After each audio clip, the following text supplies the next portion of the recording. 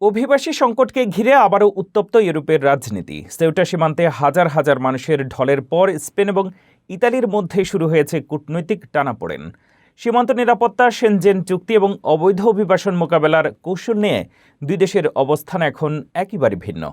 এই সংকটের প্রভাব কোথায় গিয়ে পৌঁছতে পারে, বিস্তারিত রিপোর্টে।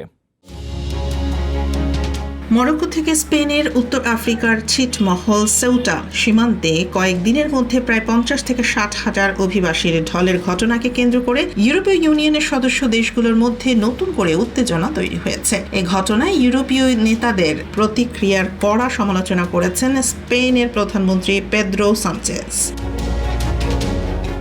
ইউরোপীয় কমিশনের president Ursula von der Leyen সহ ইইউ নেতাদের কাছে পাঠানো এক চিঠিতে সানচেজ অভিযোগ করেন কিছু দেশ সংহতি দেখানোর পরিবর্তে স্পেনকে দোষারোপ করছে। বিশেষ করে ইতালির প্রধানমন্ত্রী জর্জিয়া মেলোনি স্পেনের সঙ্গে সানচেজ ব্যবস্থায় সাময়িক সীমান্ত নিয়ন্ত্রণ পুনর্বহালের সিদ্ধান্ত নেয়ায় তিনি অসন্তোষ প্রকাশ করেছেন।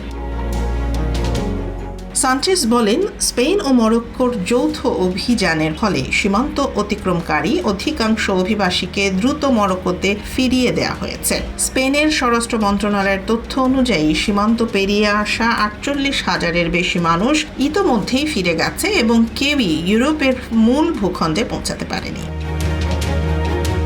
অন্যদিকে ইতালির প্রধানমন্ত্রী মেলোনি বলেছেন, সেউটার ঘটনা প্রমাণ করেছে যে ইউরোপের বহির্বিশ্ব সীমান্ত আরও শক্তিশালী করা জরুরি। ইতালি ও ডেনমার্কের উদ্যোগে 22টি ইইউ সদস্য দেশ অবৈধ অভিবাসন রোধ, মানব পাচার দমন এবং সীমান্ত নিরাপত্তা জোরদারের দাবিতে একটি যৌথ চিঠিতে সই করেছে।